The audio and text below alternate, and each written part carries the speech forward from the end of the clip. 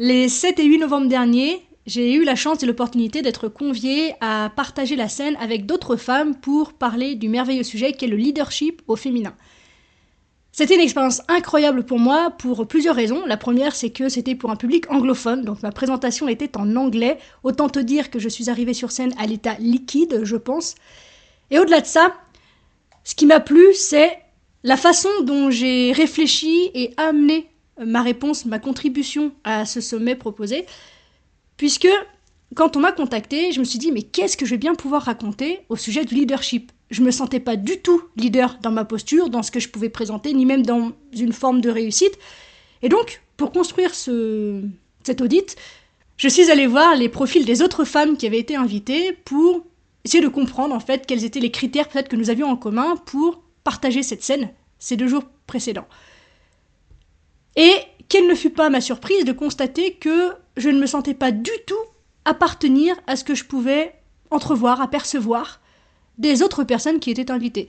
À savoir que certaines d'entre elles sont auteurs, best-sellers, d'autres ont des entreprises qui font plusieurs milliers, voire 1 million d'euros, d'autres qui sont habillées simplement en, robe à paillettes avec des diadèmes. Bref, je me sentais pas du tout faire partie de ce monde. Et c'est là que la question en fait a été super intéressante puisque je me suis dit, si on m'a invité, c'est qu'on reconnaît en moi une forme de leadership, c'est que j'ai quelque chose à partager à ce sujet.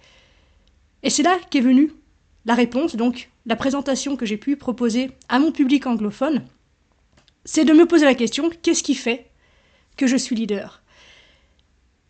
Et le retour suite à cette présentation a été incroyable puisque j'ai été la seule à présenter les choses de cette façon-là et les interactions que j'ai pu avoir suite à ma présentation, les questions, les retours qu'on m'a fait une fois que j'étais descendue de scène et puis que j'ai pu aller écouter les autres présentatrices, ont été dithyrambiques, ont été très intéressants. Ça a généré des conversations très riches, toujours en anglais, je te dis pas comme j'étais naze à la fin.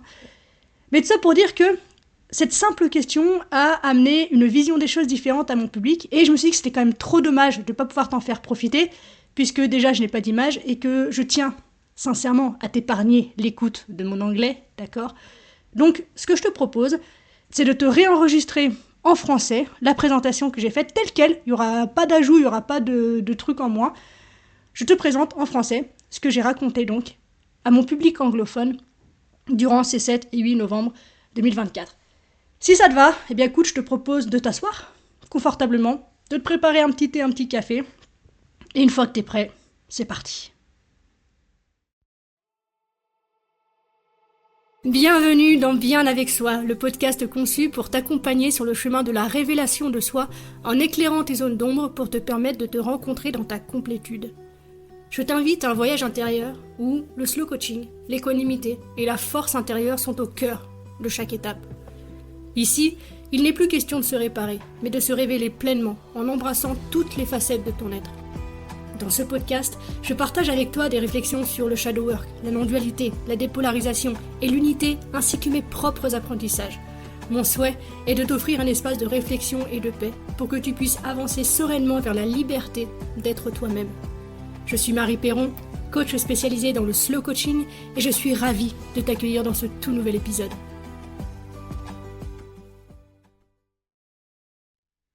Bonjour à toutes et à tous, je suis Marie Perron, coach de vie spécialisée dans ce que j'appelle le slow coaching. C'est un véritable honneur pour moi d'être ici aujourd'hui pour parler d'un sujet qui me tient particulièrement à cœur, le leadership féminin authentique et équilibré. Avant de commencer, j'aimerais vous poser une question. Qu'est-ce qui vous vient à l'esprit quand vous pensez au mot leader ? Peut-être imaginez-vous une personne charismatique, sûre d'elle, toujours au sommet de la réussite ? Le leadership est souvent perçu comme quelque chose de solide, de fort, parfois même d'intouchable. On imagine des leaders qui réussissent, qui incarnent la performance, l'image de la self-made woman. Quand on pense leadership, on pense souvent à performance, dépassement et indépendance. Non ? Ce n'est pas à ça que vous pensez ? Je l'ai longtemps pensé aussi. Et pourtant, je suis ici pour vous parler de quelque chose de plus vulnérable, plus authentique. Aujourd'hui, je vous propose d'explorer un autre chemin, un chemin plus lent, plus profond, et en quelque sorte plus vrai. Car oui, le leadership ne se limite pas à la course vers le succès. Moi-même, en quoi suis-je une leader? Je ne coche pas toutes les cases, je ne suis pas une figure publique, je ne vis pas exclusivement de mon entreprise, et je suis ici, seule, sans cette image parfaite de la réussite. Alors pourquoi suis-je là? Peut-être parce que le leadership, dans sa forme la plus vraie, ne tient pas à ces critères, mais à quelque chose de plus profond. Vous l'aurez donc compris, moi aussi, je me suis longtemps posé cette question. En quoi suis-je une leader? Et je doute encore parfois, parce que je ne corresponds pas aux standards classiques. Comme je l'ai dit plus tôt, je ne vis pas encore de mon activité, en tout cas pas totalement. Je suis une femme seule, et comme beaucoup, j'ai connu des périodes d'incertitude, et j'en connais encore. Alors, qui aurait envie de me suivre? Est-ce que ma voix, mon parcours, ont vraiment une valeur de leadership? Ce questionnement m'a accompagné longtemps, et aujourd'hui, je veux partager avec vous la réponse que j'ai trouvée en moi-même. Nous vivons dans une société où le succès est souvent mesuré en chiffres, revenus, abonnés, influence. Mais cette quête de l'apparence de réussite peut vite devenir une source d'épuisement. J'ai compris que le leadership ne réside pas dans cette perfection, mais dans notre capacité à nous montrer authentiquement, même avec nos fragilités. Être leader, ce n'est pas nécessairement être au sommet, c'est être en chemin, et accepter de partager ce chemin avec ses forces, ses vulnérabilités, ses réussites, ses échecs. Mes doutes, mon parcours bancal, comme je le vois parfois, m'ont permis de me connecter plus profondément aux femmes que j'accompagne. C'est là que l'équanimité entre en jeu. Trouver cette stabilité intérieure qui nous permet de rester présente et authentique malgré les tempêtes. Le slow coaching est né de cette prise de conscience. J'ai réalisé que notre société nous pousse à accélérer, à performer, mais qu'en réalité, ce rythme effréné nous éloigne de nous-mêmes et de ce que nous avons de plus précieux à offrir. Dans un monde où tout va vite, où on nous pousse à performer, ralentir est presque un acte de rébellion. Donc dans mon approche, je propose justement de ralentir pour se reconnecter. Ralentir pour écouter sa voix intérieure, celle que l'on étouffe souvent au nom de l'efficacité. À travers le slow coaching, je guide les femmes à s'explorer en profondeur et à révéler leur véritable essence. Ce processus n'est pas toujours confortable, il peut même être confrontant et particulièrement difficile, mais c'est dans cette lenteur, dans cette écoute, que l'on découvre la véritable puissance du leadership, celle qui ne se mesure pas en chiffres, mais en impact intérieur et relationnel. Dans ce cadre, une grande partie de mon travail repose sur ce qu'on appelle le shadow work, ou le travail de l'ombre en français. Pour être des leaders authentiques, nous devons être prêtes à regarder nos propres ombres en face, nos peurs, nos blessures, nos doutes, nos fêlures. Ce sont des parties de nous que l'on cache souvent par peur du jugement, mais qui, paradoxalement, contiennent une immense force. En acceptant mes propres ombres, j'ai découvert que ce n'était pas un obstacle à mon leadership, mais au contraire une source d'authenticité et de profondeur, une source même de puissance. Quand on est capable de regarder en soi sans détourner le regard, on développe un leadership d'une grande stabilité, car il n'est plus basé sur les attentes des autres, mais sur une connaissance sincère et profonde de soi.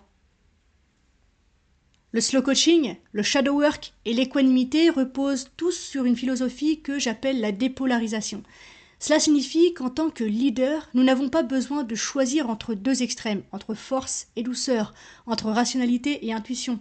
Nous pouvons être tout cela sans contradiction au même moment, en même temps. C'est ce que j'appelle un leadership non duel, qui embrasse l'ensemble de ce que nous sommes avec nos contradictions et nos complémentarités. En apprenant à accepter cette pluralité en nous, nous devenons des leaders plus complets, capables de répondre aux défis avec souplesse et justesse. En explorant ce chemin, j'ai compris que le leadership n'est pas dans la performance ou le perfectionnisme, mais dans notre capacité à rester centré. L'équanimité, c'est cette stabilité intérieure, ce calme au milieu de la tempête. C'est le fait de ne pas se laisser emporter par nos propres peurs ou nos propres désirs. Dans un monde qui nous pousse à réagir sans cesse, l'équanimité nous permet de répondre avec clarté et compassion. C'est une force douce mais puissante qui inspire et rassure. Alors, comment développer cette équanimité dont je parle tant? Pour moi, cela passe par une pratique quotidienne, presque un rituel. Chaque jour, je prends un moment pour respirer, pour revenir en moi, pour observer mes pensées et mes émotions sans les juger. J'ai envie de vous inviter à un petit exercice rapide. Je vous propose de vous redresser sur vos fauteuils, de prendre une grande inspiration, de sentir l'air entrer et sortir par vos narines. Maintenant, observez simplement ce que vous ressentez sans essayer de le changer. Peut-être est-ce de la sérénité, peut-être des tensions émotionnelles, psychologiques, peut-être même physiques. Accueillez ces sensations avec bienveillance. Cette simple pratique, lorsque répétée chaque jour, devient un pilier pour un leadership calme, centré et stable. Par exemple, avant une réunion importante où les enjeux sont élevés, je prends toujours quelques instants pour me recentrer. Cela m'aide à aborder la situation avec clarté et assurance plutôt que sous le coup du stress et de la précipitation. Enfin, j'aimerais aborder une notion qui, pour moi, est l'aboutissement de ce chemin, c'est l'unité. L'unité intérieure, c'est l'acceptation complète de soi, même de ce qu'on ignore. Et quand nous atteignons cet état, nous n'avons plus besoin de prouver quoi que ce soit à qui que ce soit. Notre leadership devient naturellement puissant et authentique car il n'est pas là pour dominer, mais pour inspirer et servir. J'ai la conviction que le leadership féminin, dans sa version la plus pure, est fondé sur cette unité. Par exemple, en travaillant avec une équipe diversifiée, j'ai constaté que c'est en valorisant chaque individualité, y compris la mienne, que nous avons pu atteindre nos objectifs communs de manière harmonieuse. Une unité qui inclut toutes les parts de soi, toutes les contradictions, toutes les forces et toutes les vulnérabilités. Alors, en quoi suis-je une leader ? Aujourd'hui, je dirais que je suis une leader parce que j'ai osé embrasser mes ombres, ralentir mon rythme et cultiver l'équanimité. Et je crois profondément que ce chemin vers un leadership authentique est accessible à toutes celles et ceux qui souhaitent se révéler plutôt que de se conformer. Si je suis ici aujourd'hui, c'est pour vous dire que vous aussi, vous avez ce potentiel en vous, que vous pouvez être une source d'inspiration et de force, non pas en dépit de vos doutes, mais grâce à eux. Le leadership féminin que je défends est celui d'une humanité entière, authentique et en paix avec ses propres ombres. Je vous invite donc toutes et tous à réfléchir à votre propre manière de mener, même si elle ne ressemble pas aux standards que l'on vous impose. Parce que le monde a besoin de leaders qui osent être eux-mêmes, dans leur unicité, leur profondeur et leur équilibre. Merci à toutes et à tous de m'avoir écouté. J'espère que ce partage vous inspirera à voir le leadership autrement, comme un chemin de découverte de soi, de lenteur et d'équanimité.